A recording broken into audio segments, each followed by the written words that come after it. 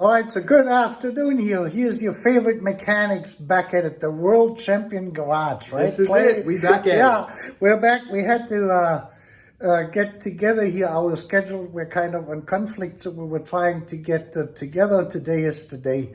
So we're going to give you now a rundown of what we're going to do today, or what we hope we're going to get done today. We're going to try. We're going to try. Rolling. Right. Rolling. We're rolling. Okay, I like when Clay says we're rolling here.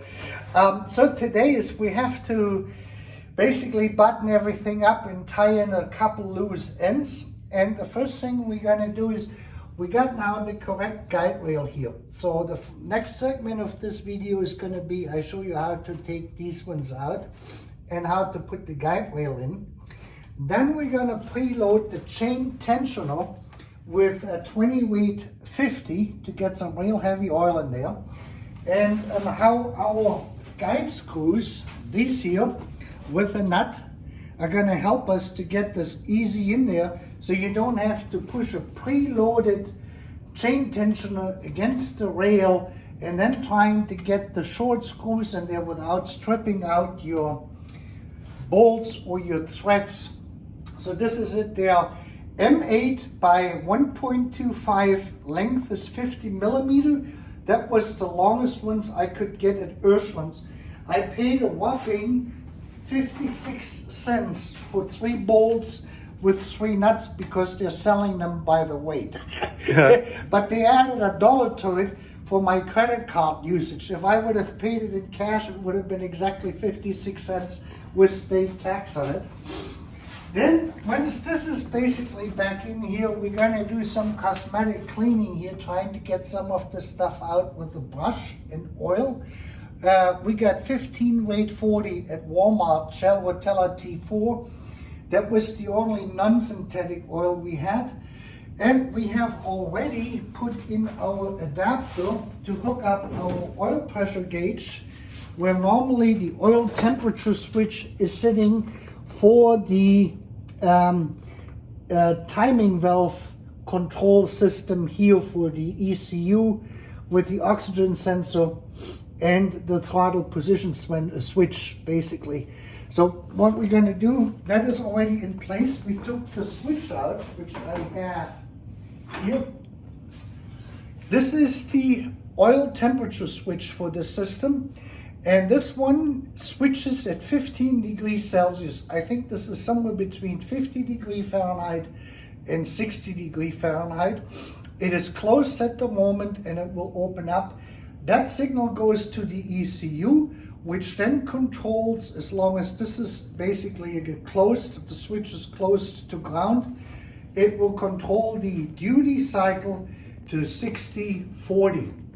And that will enrich the engine until the engine oil has reached a temperature of approximately somewhere between 50 to 60 degrees Fahrenheit or 15 degrees Celsius on the system. But we're using this to make sure we're getting our oil back to flow. And the other thing is we're going to put in the rocker arms.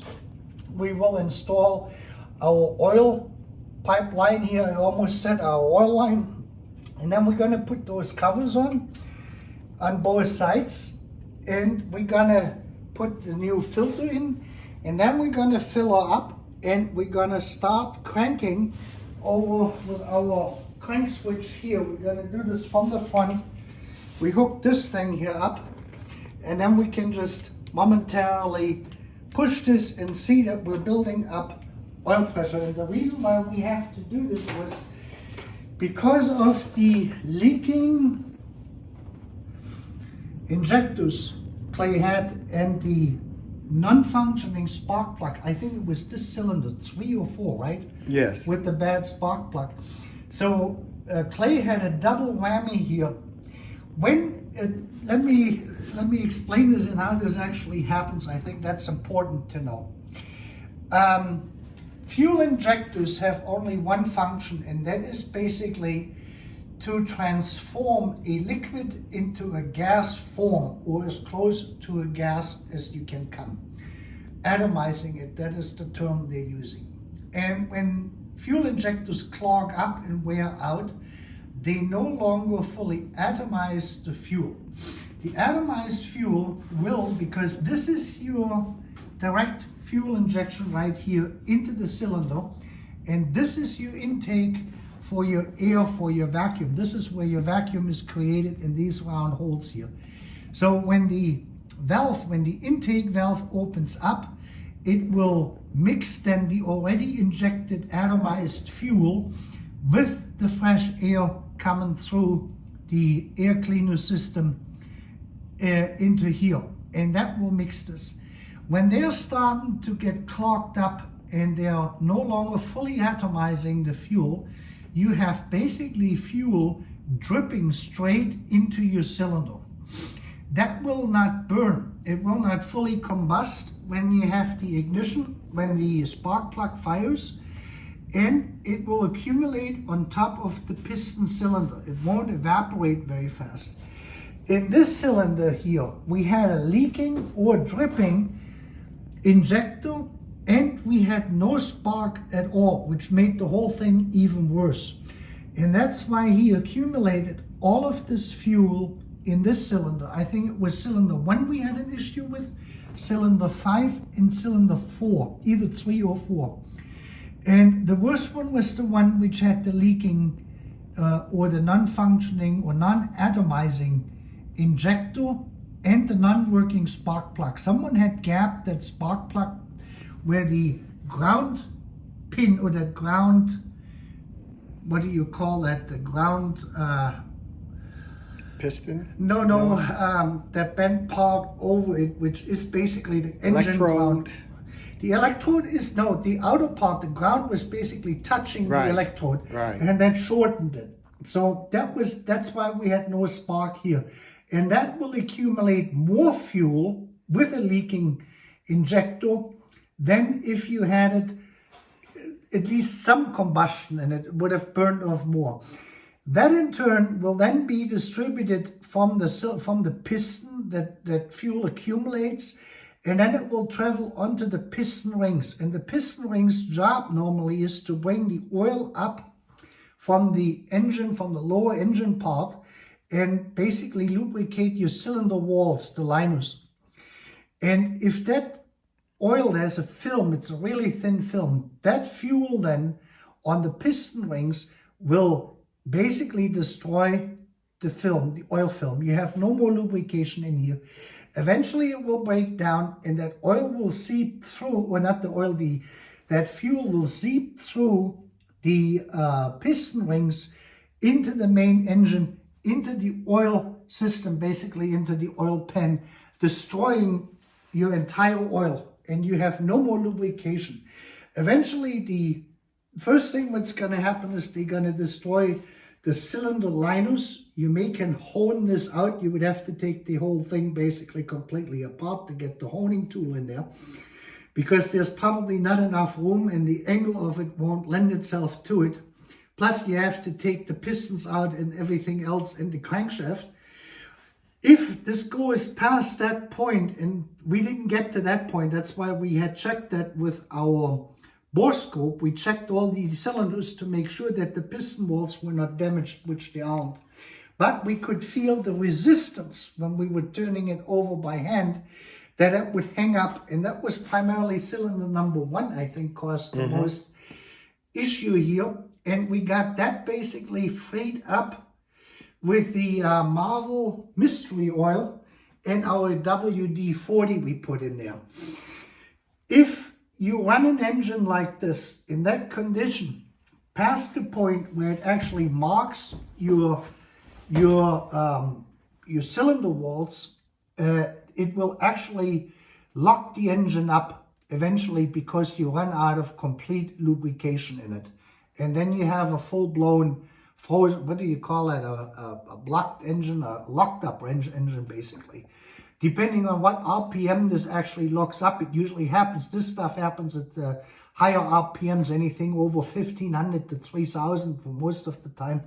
You will have some pretty bad damage to pistons, rods, cylinder walls, heads, I mean everything, in the crankshaft most likely too.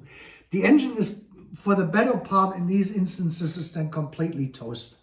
So here we were very lucky that he ran this ran the engine, and as soon as they realized they had fuel coming out of the exhaust, because that's where part of it goes out, it goes through the catalytic converters, through the whole thing, and then through the pressure, the exhaust pressure, it is blown out, and it will drip out of the exhaust, and they stopped, right? That's when you guys stopped, basically, when you saw this.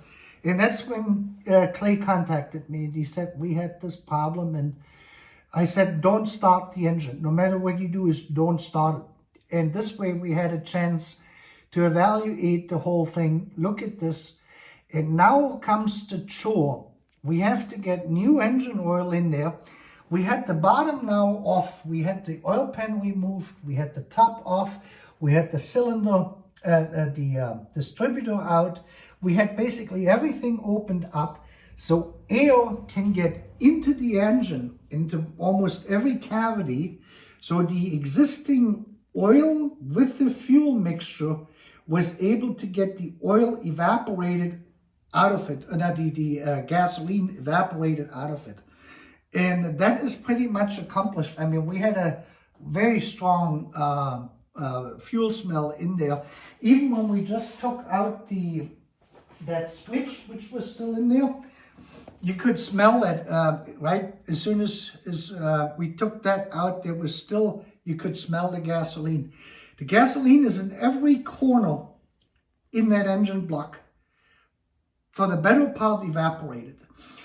So if you have an engine in this condition, the best thing what you can do is get a lightweight oil and make sure it is a non-synthetic and non-blend. So a regular engine oil. So we wanted to get 1030 to have the least amount of viscosity in there to get the thing lubricated, but we could get only 15 weight 40 over at Walmart. That's all what they carry now. It's the Shell Rotella T4, which is good, but it's a little bit heavier than I like to, but we will get it going. So we're gonna crank it. We don't connect anything here. We're not gonna put we're gonna put the valve system in here because we have to close this stuff all off. So the only resistance we have is from the camshafts. Everything else in terms of resistance, water pump, all the other alternator, all of this stuff is out, so we can crank very easily with the starter. And we have to do this for about 5 minutes intermittently so we don't overheat the starter. And then we have my suction tool here where we can suck some of the fuel out, the oil out, to actually evaluate this to see on how much fuel or gasoline is still in the system.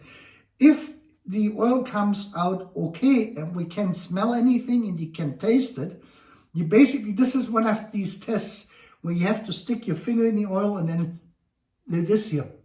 Then you know that's the only way you can, unless you have a chemical laboratory where you can actually put the oil in a gas analyzer and take a look at this to see what comes out of it. And we haven't got to that level yet, but we will. Yeah, hopefully. So we have to do the old-fashioned redneck trick here with the laboratory being the tongue on this. We won't die, you won't get cancer off it because we don't do this every single day. So that's kind of the scope here. This is how far we want to get. And then once we got oil flow system completely back to work with the way we wanted it, then the next project will be to close off our bridge, our intake here, and build this whole section up with the fuel distribution. We're gonna put the alternator back on there. We put the power steering pump back in and get the distributor, and then we're gonna be ready to start the system up at one point or another. But for today, this is how far we want to get. And we will do the first job now, since he's filming. Let me get our little tool here. And now, I don't know where the wrenches went for that. Let me see what wrench I needed. I needed the little ones. You know the colored ones we had, Clay? Oh.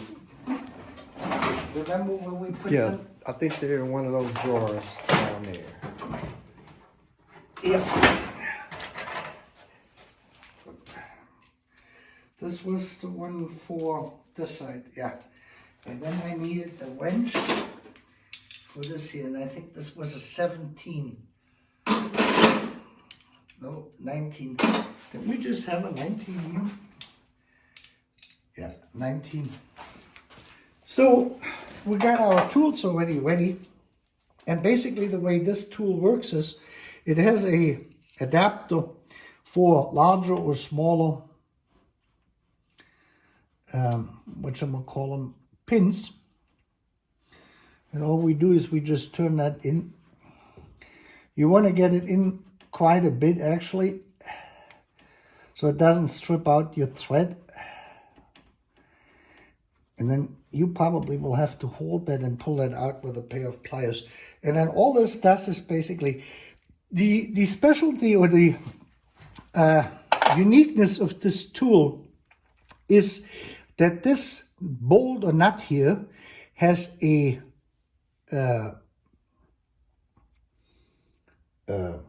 what do you call them? A ball bearing underneath it, a bearing. So when it applies the pressure to pull, it will still easily rotate. So all you do is you basically screw this on now on the adapter.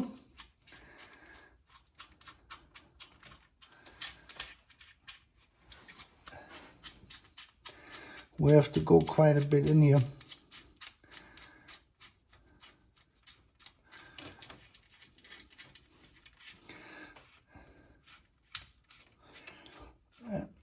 And then you want to set the outer part. They can see it, right? I think so. The outer part sits right on this ring here. Now we're tight. And now we just take the 19 millimeter and we hold against it with this here so this doesn't rotate. This is why I needed the second one. And now you do this and the pin just comes out. And I have the larger tool, and that larger tool actually doesn't work at all here on this side because it has to sit on these little rings around the pin. So this is the only tool which you can use. And because it has the ball bearing in here, where this thing basically pushes against with the housing, it rotates much easier. There's virtually no friction there than what you would have if you were to use a screw with, see, and now we have the part already out. This is how long the pin is, and then you just turn the pin out.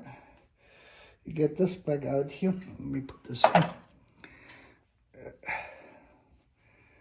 Now comes the thing is to avoid so this is the top pin. I'm going to put that here.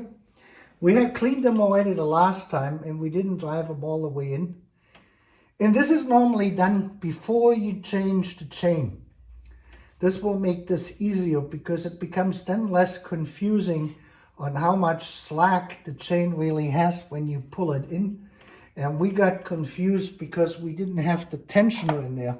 Because like I said, it's the sequences removal of tensioner rail, not the tensioner. The tensioner goes out first.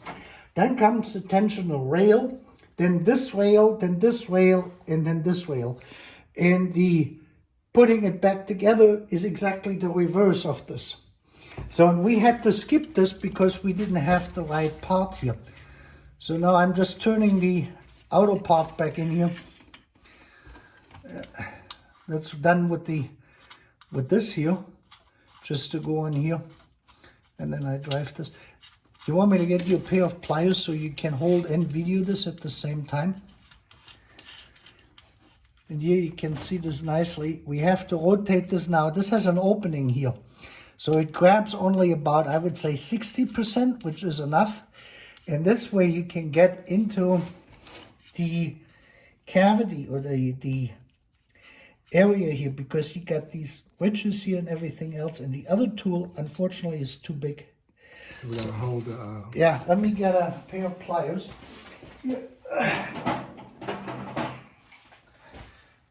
So here, if you work with two people, it will be easier. So just like this. You good? Got it. This way we know that the thing cannot slide in there.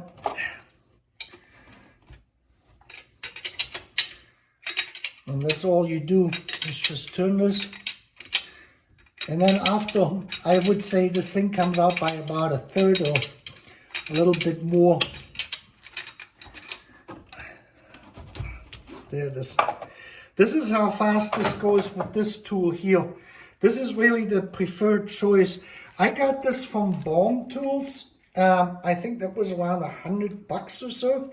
But I've seen them now, the company, I guess, who makes them in Asia for Baum Tools now is selling them on Amazon for around 40 or $45.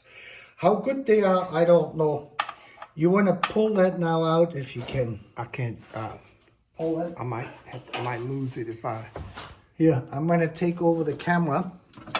So now you get to see clay actually at work. Can you get it? Yeah, straight out. The thing we put it in, it won't come like straight out. Okay, you hold this. Wait a minute. No, we have to remove the wheel.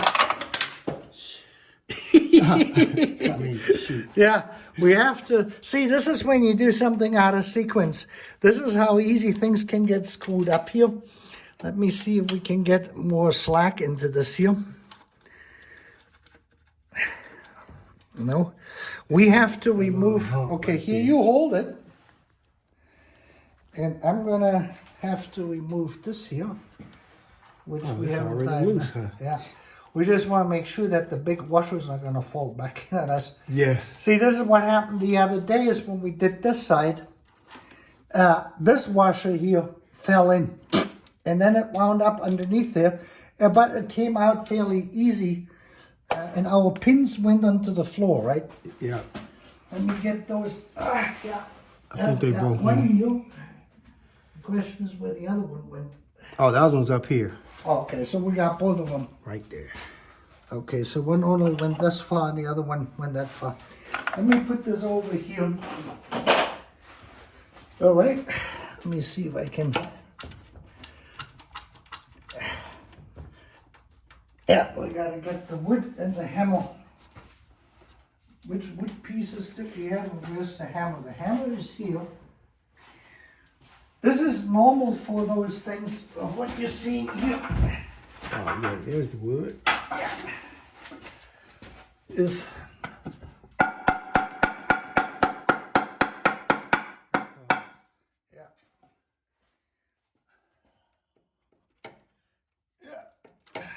that thing sits on there.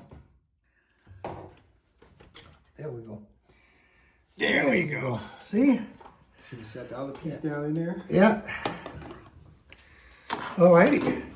Yeah. Oh. Yeah. We're gonna probably cut that part then out. All right, let me, yeah, where's the new one? Right here. Yeah, exactly. And it goes in like this. See, that's the wrong. Right part, wrong part. You can see this. This is actually longer but shorter on the top. And it goes in like this, a long way in. All of these, they always go in the long part in and the short part on top. So now, remember how we did the first one? So I'm gonna, hold on. You wanna hold the camera for a second?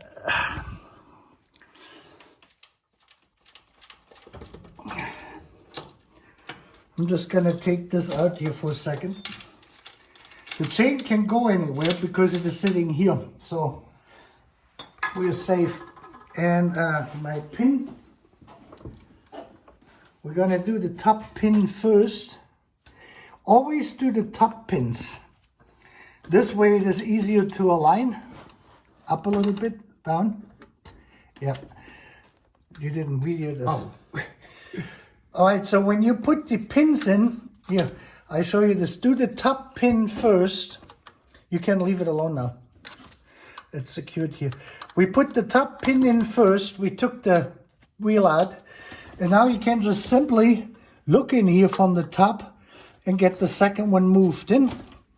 And then you use your hammer.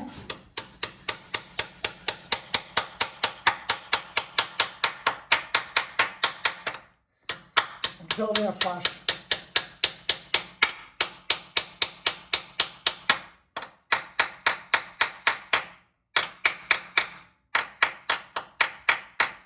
That's it. That's all she wrote. So now we got the guide rails in here. Now we're gonna put our chain back on. And we have our mark here. This is not set to 0, not quite 0. So we can move this over here. We're about, yeah, here probably. And now we can just rotate this in. It says to say we have lost this completely. All you do is you just basically move the wheel around by lifting the chain up, 1 tooth at a time. That's about how much slack you should have until you get into the alignment here. And this way you can readjust each cam to wherever you need them. You have to take it basically off, so we have to go now into the position with this here. So let me crank this over. We go exactly to 0 now.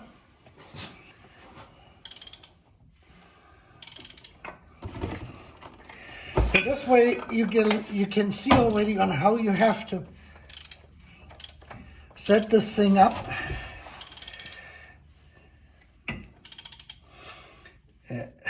We're 270. Here we're coming. Now we're 20. And here comes our 0 mark right here.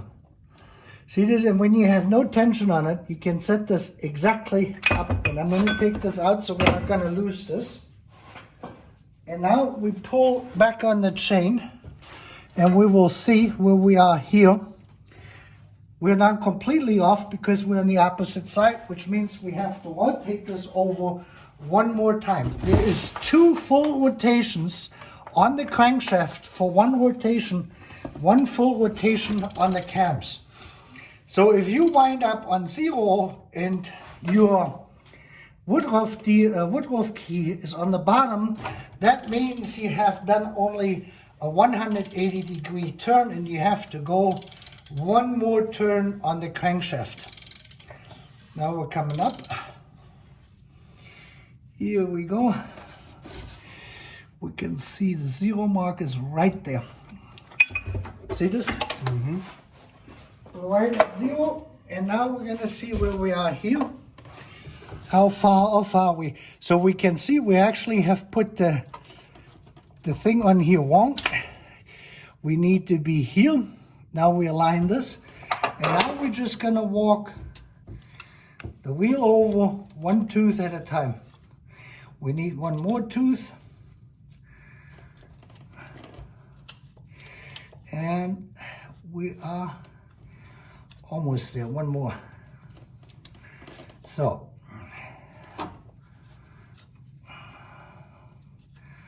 did I go too far now, or am I right? Should be right. Yeah, we went to 1 tooth too far. So now we're gonna walk her back. And we wanna go back in this direction. That means we have to go this way. Right. We're just bringing 1 tooth over on the chain, and now we're gonna put it in. Yeah. There it is. That's it. So this side is always done first. Let me just hammer that a little bit on there.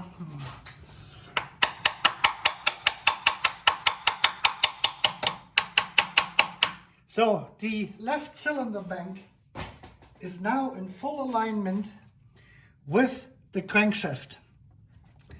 And we're exactly at the 0 mark. And now if we pull the chain back and we push the chain tensioner in by hand, we will see now where we are on the back side. And we can see that the back side is completely off. So we are 180 degrees off here. Or we're not. Yes, we are. So that means we have to walk now this wheel in the opposite direction. 180 degrees? Yeah. So this is when a system is completely misaligned. Where did I put the screw for this side? Here. Want me on this side? Yeah, hold it. So now we have to do the same thing. We have the crankshaft is set to 0. This is on the 0 mark.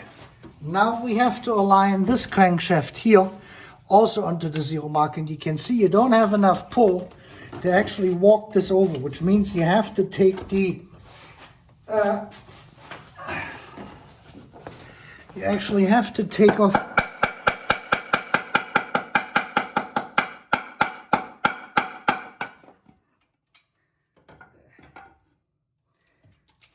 there we go. So now we can adjust this here. This is where we need to be. Now we can see where's our wheel at. And you look at the Woodruff key, at the guide for the Woodruff key. This will tell you on how far you have to pull the wheel actually, or the sprocket over. And you do this one at a time. Yeah. This is where most people get lost on these engines. Let's see. Yeah. And here we are. So our timing chain error has now reduced. So we put this on here so we can't lose it. And now we have this here with a new chain reduced in the error. This is, you want to show this now, where this is at. This is at 0, at the 0 mark right there. This here is at the 0 mark. That could be a tad bit, yeah, but that's good enough. That's at the 0 mark. And on this one here, we're just a tad bit behind. Just a tad bit, and we can check now. Yeah. Now what we're going to do is, you want to know on how much error you actually got, is all you're going to do is just move the crankshaft over until you're absolutely aligned, and this is where we are.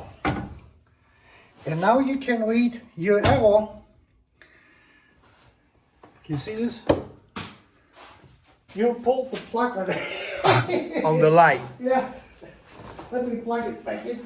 Yeah.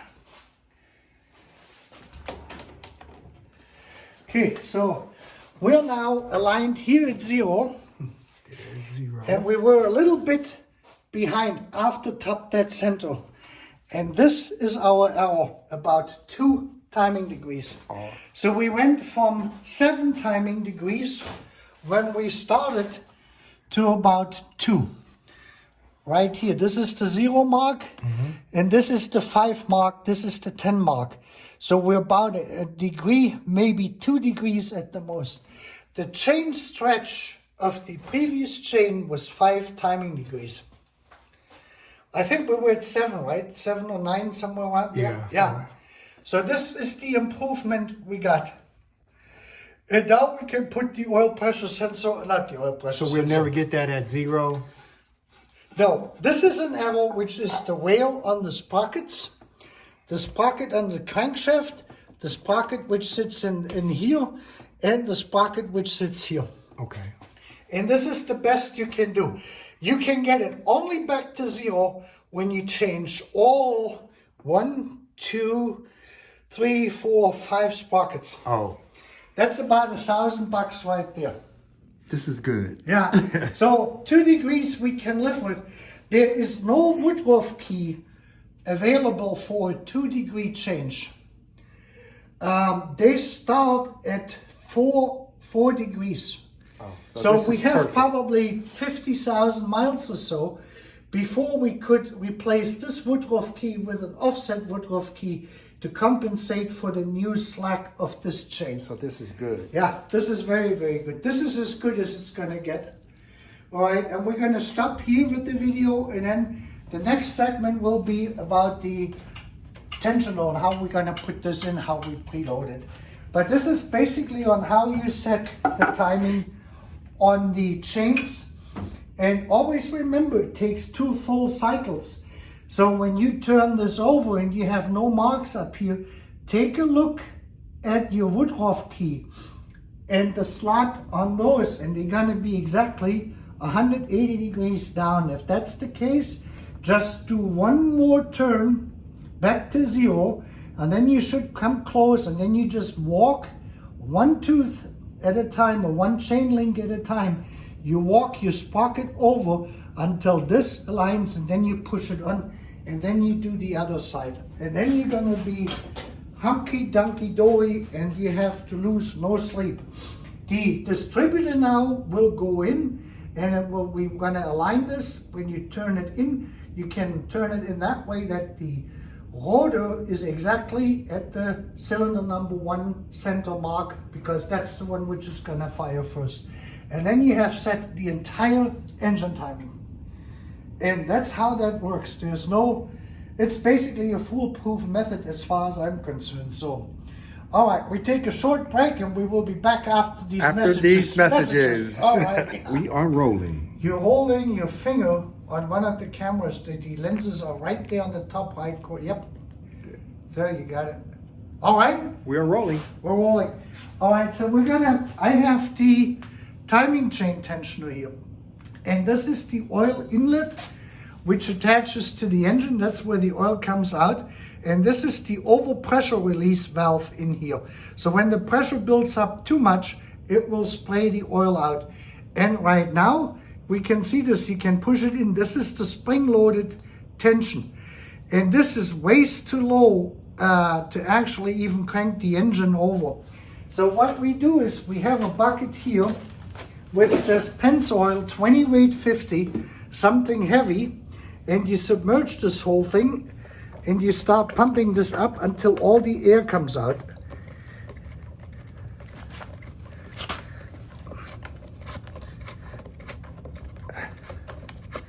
And this should get very, very hot. And it looks like it doesn't want to do it. And I have to submerge it into this direction and actually have the air come out on the top and fill it all the way up with oil. I hope we have enough oil, but we have 2 more gallons if we needed to. So I have not preloaded one of these particular tensioners here.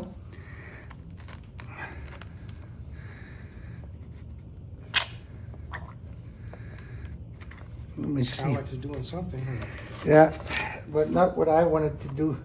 We should feel a tension in there. I hope that this tensioner is still good. Yeah, this is an old version of those. You know what? We just started rolling. We didn't never say. We never said rolling. Oh, you never said rolling? I looked at it and it was 0. I said, well, then we didn't have the part where we were worried about it. All right, I don't want to dump this back in there. But I needed to show this. just to show how it Yeah, all right.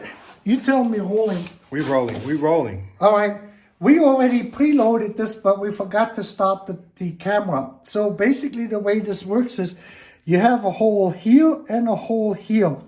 And when the tensioner is under no tension, just the spring in it, you can see I can hardly push this now in because I have already preloaded this.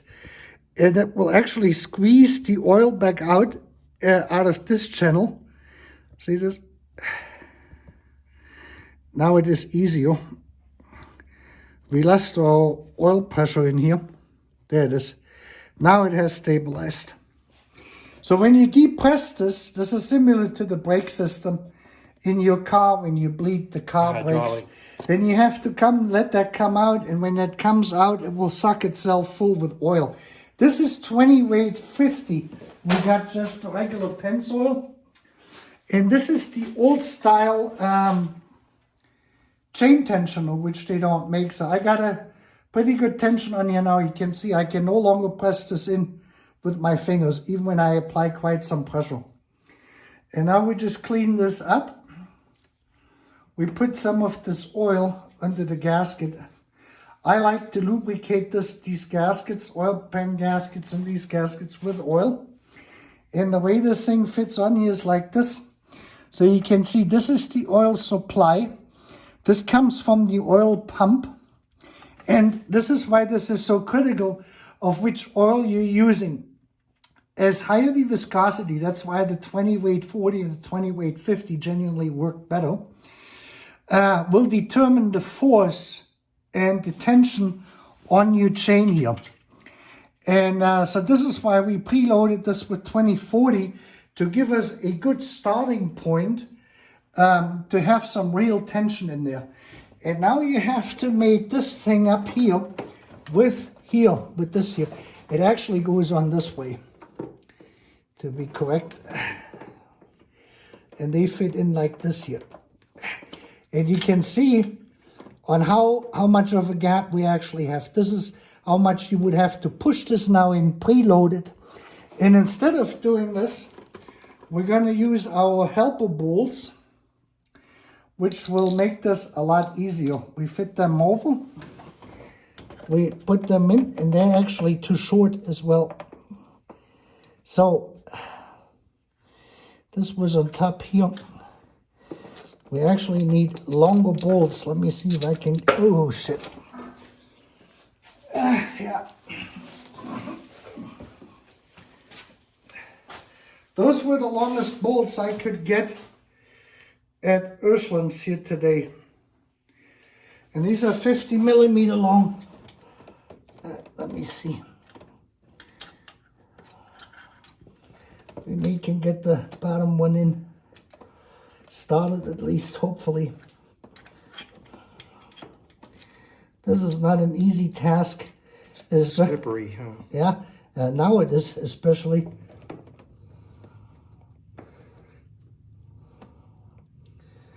Yeah. Let me see if I can get the other bolt started or if the thread has a problem. Because this is not uncommon that the threads are worn out on those. And we have to basically run a chaser in here first. Yeah. That thread is pretty manhandled. Let me get another rag. Yeah.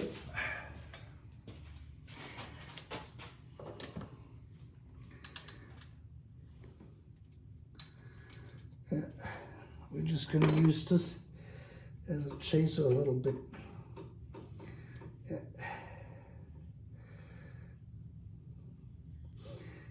You can see and how tight this is. This is number 2. This is the oil. The top one was easy. So we have only a problem with this here. Do you have the tap set here? The metric tap.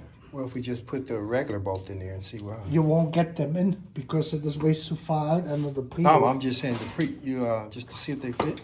No? Yeah, they will fit, but they're the same size. Let me see how we're gonna get this in here. Let me start with this bolt here. Or if we can go by longer ones. That will be difficult too.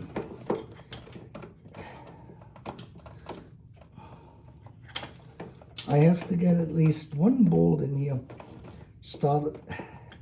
Yeah, for the 560 engine, 5.6 liter, and the 420, these bolts are long enough to actually get this thing started.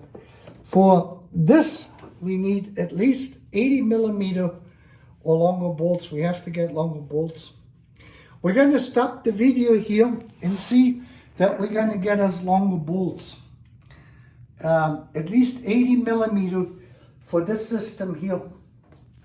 There's no question about it. You can see this here. So when the tensioner is under preload, then you have to get 80 millimeter bolts to get them in.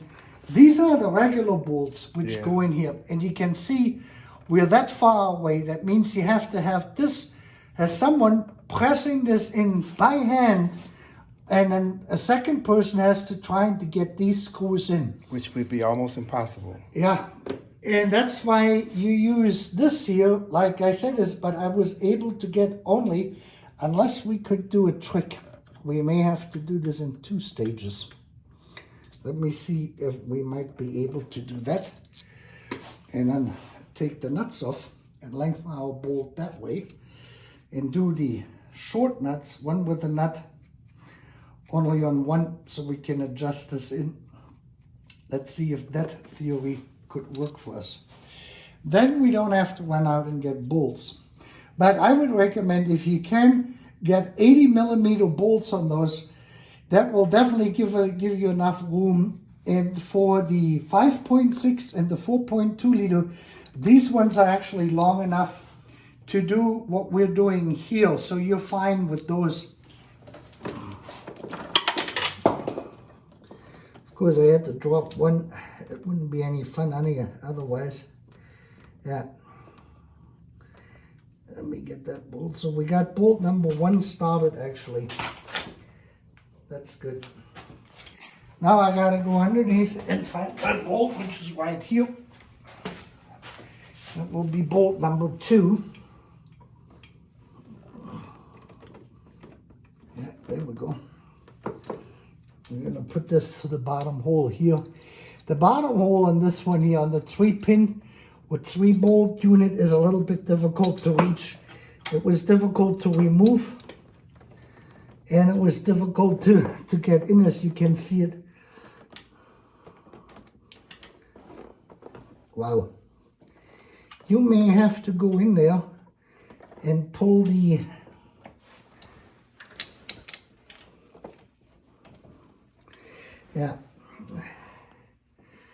I got it started.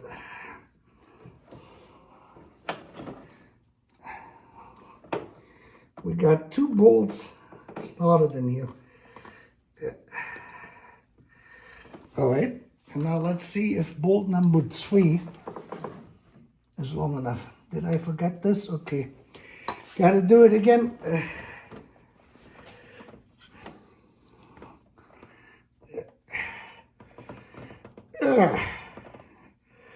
And this is the thread, which is not that great to begin with. I forgot to go through the gasket. Yeah.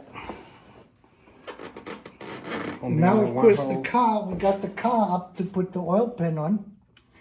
And now I'm too short for this. No basketball there player. We go. Yeah. No basketball for Peter.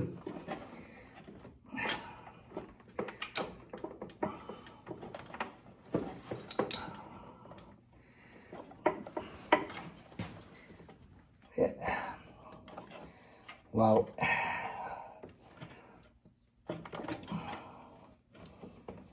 The bolt goes here. Let me see if I can go in with a long screwdriver and help us a little bit.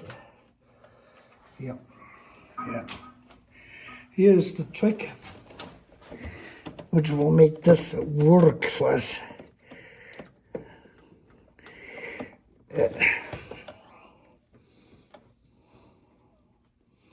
Actually, on this bolt now, since we got already in this position, is to put our nut on.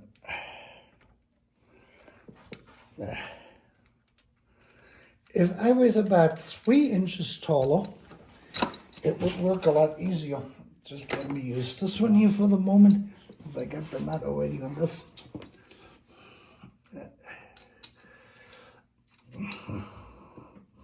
Yeah, I don't know. There we go. So, all right. Yeah. So the screwdriver trick works, and you can see this. You can get this all the way out.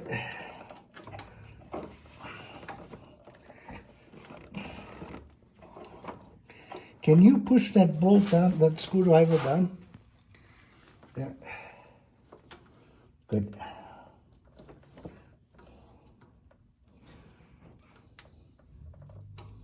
Yeah, we got it in. We got both of them started. The problem now is, of course, everything is oily. You have to keep pushing this. Be in your way. I won't be in your way, brother. I can see this here. I have to clean off my hands here in a minute. And I need to find a 13 millimeter deep socket in our tool away tool thing in here. So you're pushing, right? Mm-hmm. Yeah. All right. Yeah. We got now a starting point in this. Okay, now I'm going to clean my hands. Just a second. Yeah. Fast orange. So you can use the 50 millimeters, but it's a little bit more work, a little bit more cumbersome than if you would use the 80 millimeters. Let me see if I find a 13, that is material, 13, 14. These are E's. Those are not sockets, are they? There should be one in there. 17. 9/16.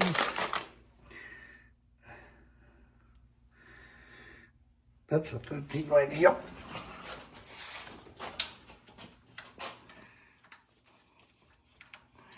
So now we're starting to move them in, and you want to move this thing in perpendicular to the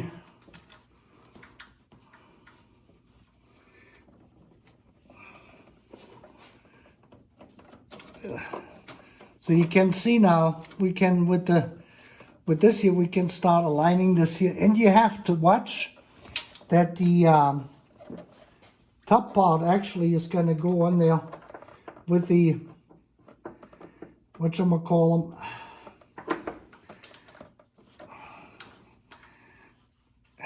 I need a stretch for those. Yeah. And now you just work your way little by little into this whole thing. Let me see if I can get this bolt further in now. Yeah. You're the genius. So you can do this with the assistance of these long bolts by yourself, basically.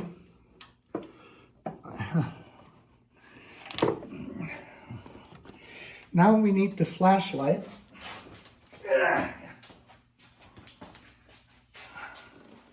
To see, the flashlight doesn't work anymore either. That we're sitting with the piston exactly on that thing. The flashlight is striking on us. Whoops. I think I see it. It's exactly on there. Yeah. Okay, so now I'm going to start using the nuts to drive the top and the bottom in. And this is just all you do is this here. Basically, you start rotating them in equally until you get as far as you can. Then we put this into position. We're going to turn these are going to be the two long ones, and this is going to be the short bolt here. They have 3 different sizes. So now I can do the bottom one here.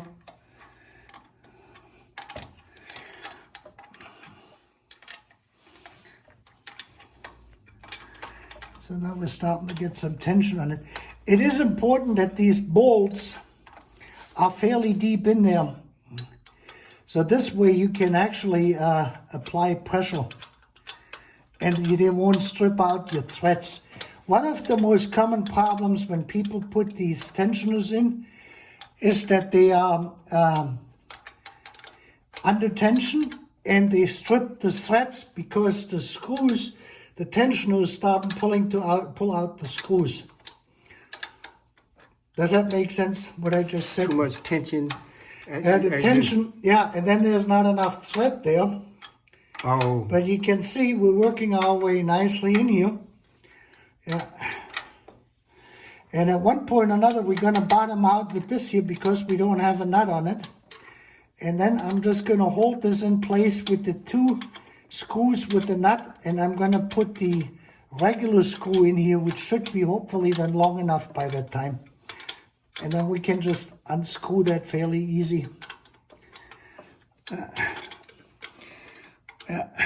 Okay, so now I have to see, can I go? No, I'm buttoning out here. Okay.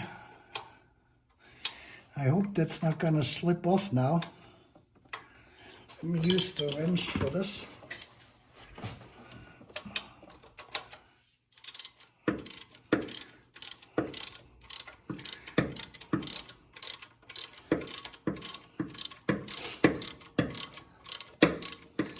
So we're introducing now the first final ball in this bolt.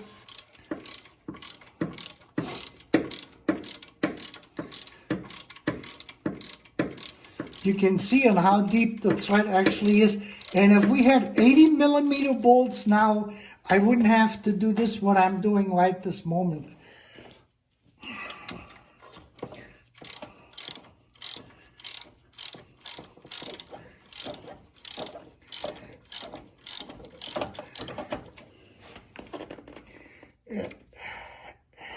Wow. Still a lot of pressure from that. Yeah. Filling that oil, putting that oil in there. Huh? Yeah. Plus, of course, the chain, you know, brings in a lot of tension too. So here it is. This is now the first one. Now, this is the actual screw which we have to get in here. And you can see on how short this actually still is at this point. So what we have to do is you have to now hold this over. And now we can actually start to turn this one in. And we got enough threads. And now we can go here. I'm going to use this here first. The problem is everything, of course, with the oil on there is slippery. And that makes this job a little bit more difficult. A little messy, huh? Yeah. But this grabbed nicely, as you can see. So now we feel a little bit resistance. When we feel resistance, we start to adjust the other ones here. And this is how we put this whole thing in place. Now we have to go on the bottom side. The bottom is the worst one for me because I'm not tall enough, since we got the car jacked up right now. And I need like a milk crate to stand on. Do we have anything to stand on for short people around here? I don't think so. Yeah.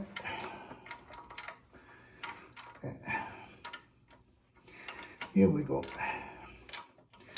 Now we're putting the pressure on the bottom. And this is how we work our way slowly around.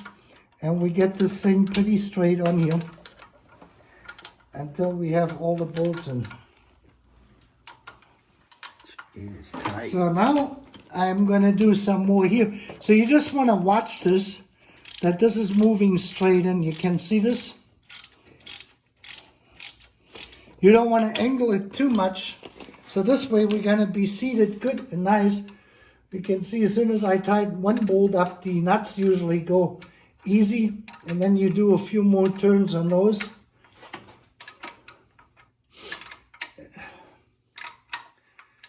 Yeah, we're almost there with this one. Yeah.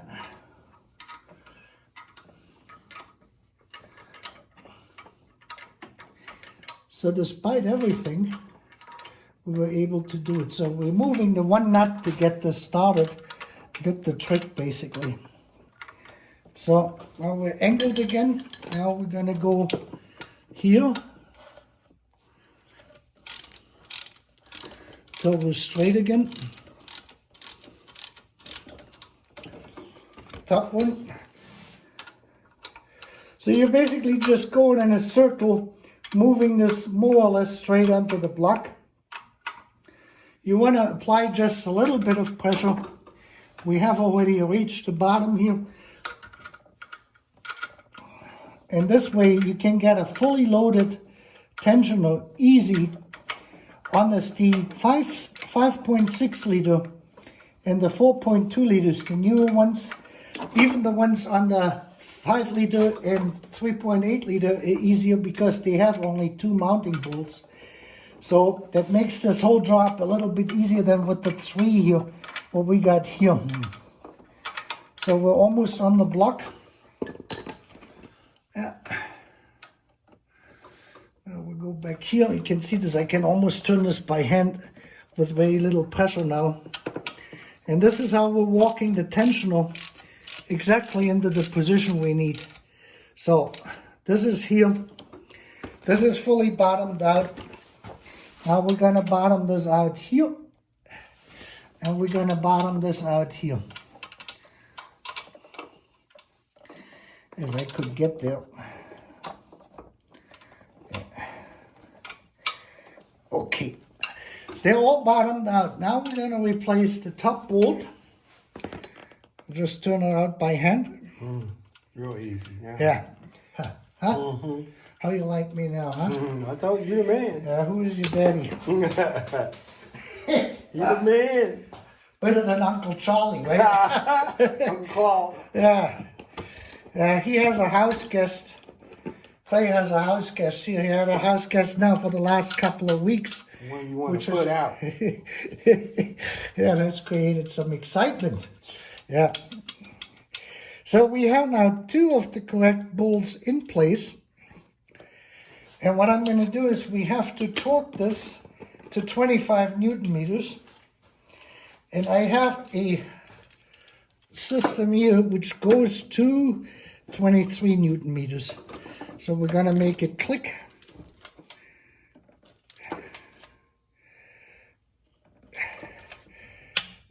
There we go. Tighten this in. Get a little bit over, and then we're going to write it out 25 Newton meters. And now we have only the bottom bolt left, and that's going to come out, and we're going to put the final bolt in there, which is the short one. I'm going to take this back out. Let me see if I can get underneath there with the socket. That will make that a little bit easier. If I can, let me loosen this up. Got the nut loose. That should loosen the bolt, which it did. And of course that is the screw which is a little bit wacky, the thread. That's the wrong direction.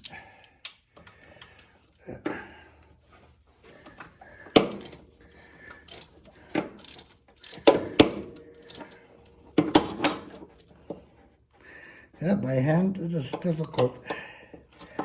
It's stuck. It's a little bit stuck. And of course that car is going to smoke with all that oil we have in there when we start that up the first time, and that engine is going to get hot. So this is the bottom one coming out now, and you can see we have full tension on. We need to get that flashlight to work to make sure. See how much tension is on your chain now?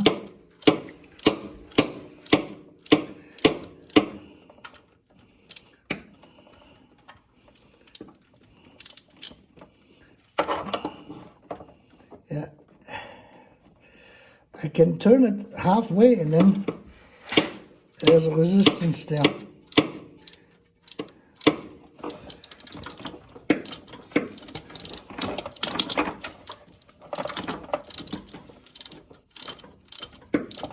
So we're in by 50 millimeter, it has to come out by 50 millimeter.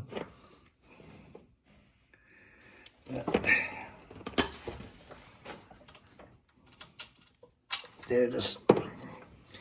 And now we can put easily the short bolt, this one in here on the bottom. And that should go in just fine with a little bit of resistance, I guess. Since that thread is a little bit tacky. Yeah. My guess is that they probably had changed or tried to change the timing chain at one point.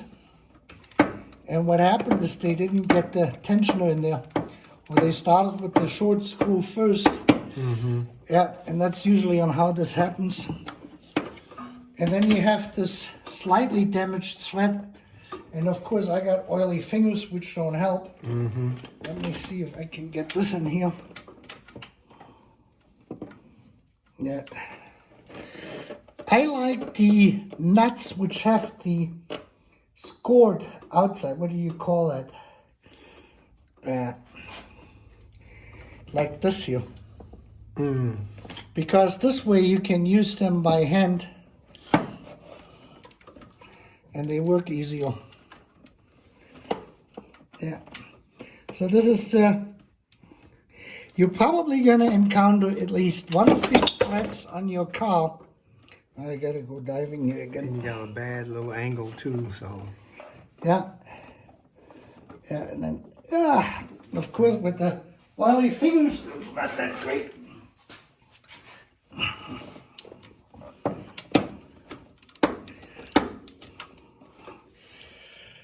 In and out until we get her in. We got about a 1/4 inch left to drive the screw in.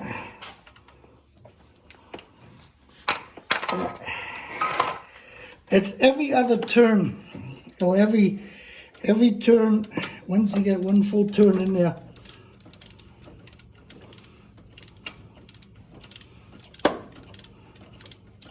Now we're cooking. Almost there.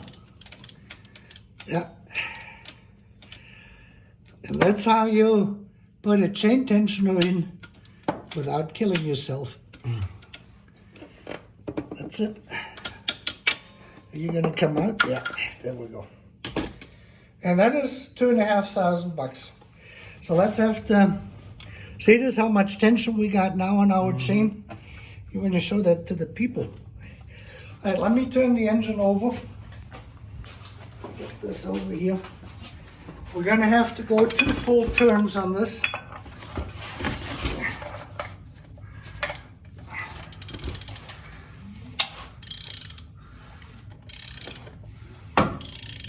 And that turns nicely. They have turned that engine so many times over, the people who worked on the car before, that the 27mm bolt on the front for the crankshaft temper and the pulley is worn out.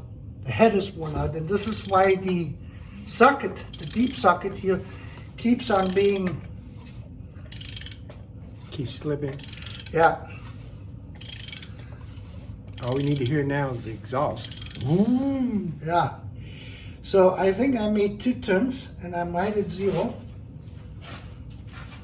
Yep. We're right at the mark. And we're right at the mark. And now we have to see if we can get this flashlight to work, which it is. And now you can look at this. We got a perfect, absolutely perfect alignment. You can zoom in there. I hope you can see it. Let me see. On the, let me see if I can you shine it in from there? We want to see that inside part there. Now you have to come from the other side. Here you can actually see it. Yeah, here. So this is about as perfect of an alignment you can get between the rod coming out that is to the left and to the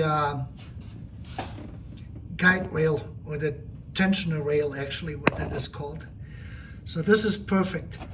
And now we have set the mark right to 0, and we are here.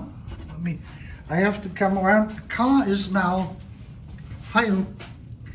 So you can see this, we're right here at 0. And I'm gonna walk around the big guy, and I can see it because I'm too short. It sucks life with my little feet here. Let me see where I'm at here. Yeah, we're still recording. We just had a low battery signal, and we got our 2 degrees here. And now you can see this is the tension we got. This is how much tension should be on your chain. And this is now 100% right. And we're gonna take a break here and then we resume the rest of it. Now we're rolling. This is funny. Yeah, let's show you real quick as we put our rocker arms back in with the shims. We got the oil tensioner in there. We buttoned the oil pan up. We got our oil pressure gauge here hooked up so we can see what we're doing.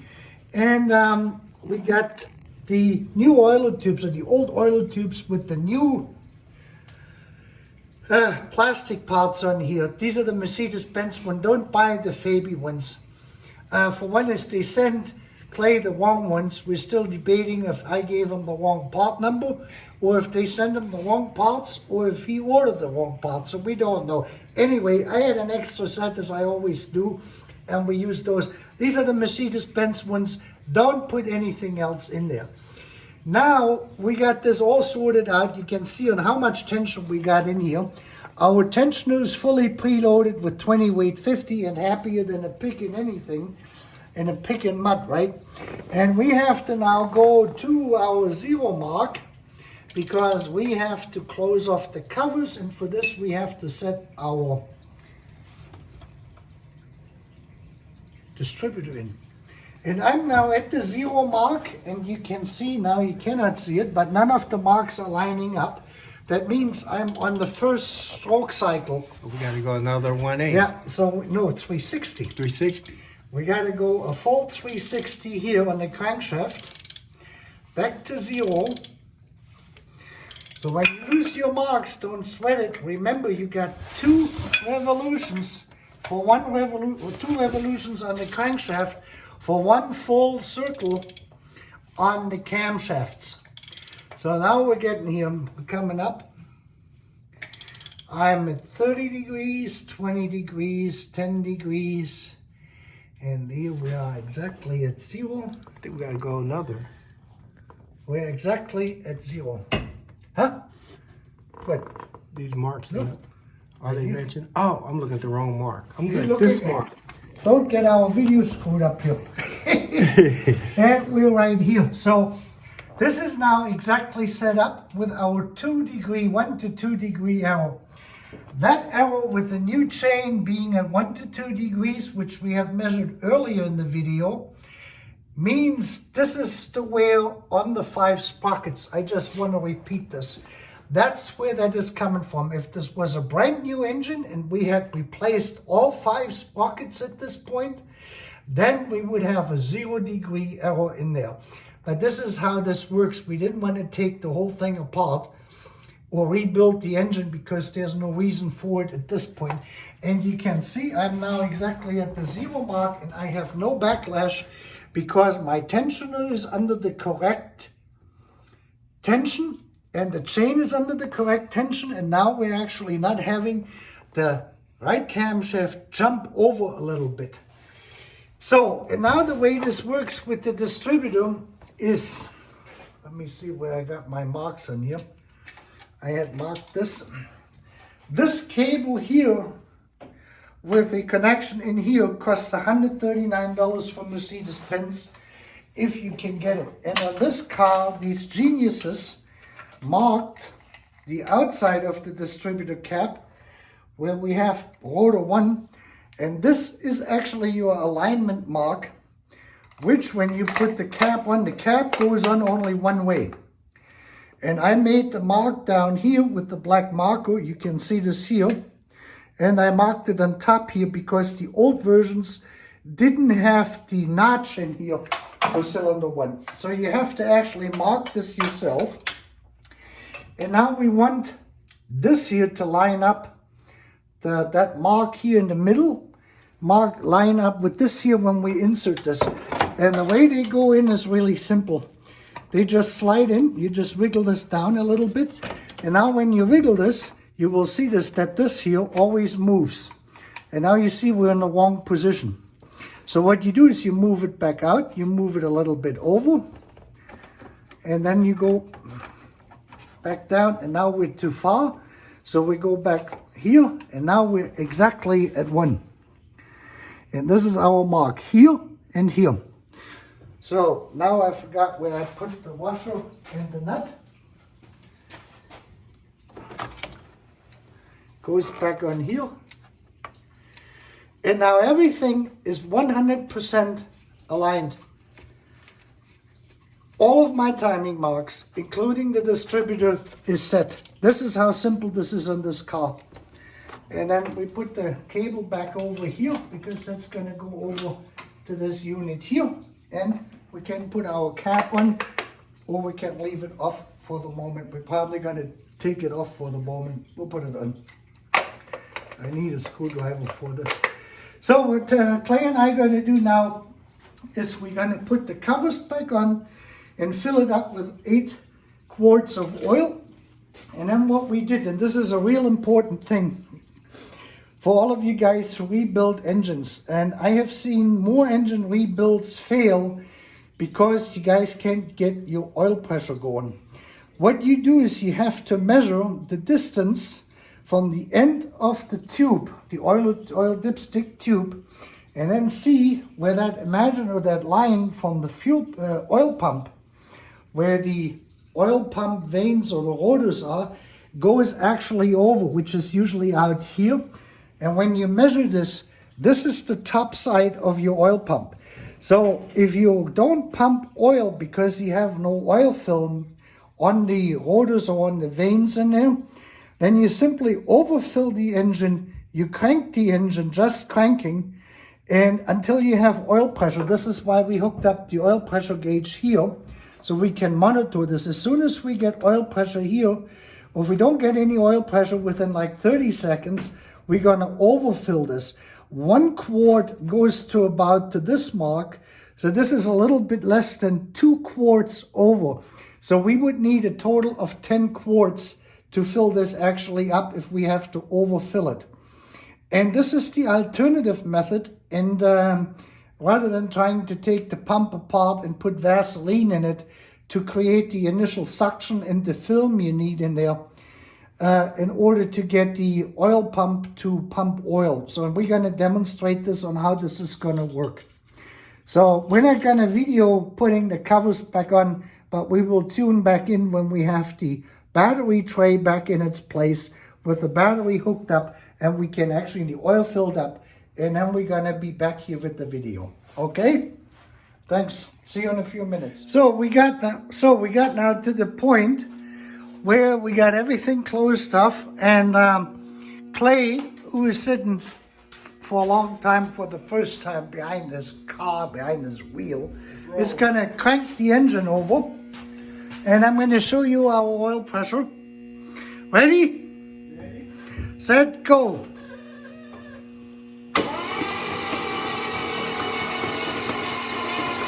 It comes right up to 3 bar, exactly where we wanted it. And we can see here the oil flow very nicely on there. So we're good to go with this engine, and we have to charge our battery up a little bit. And now we're going to put the rest of it together in due time. You want to say a couple words here for the good night story? It was good to hear the car go ring. Yeah. Now we got to put a little juice to it once we finish locking everything up. Yeah, and we're ready to eat. We're ready to eat. We're ready to eat. My head is starting to spin. Yeah, we're hungry. We're hungry boys. We're poor hungry boys. Now, we're good. All right, guys, you have a great night. Good night.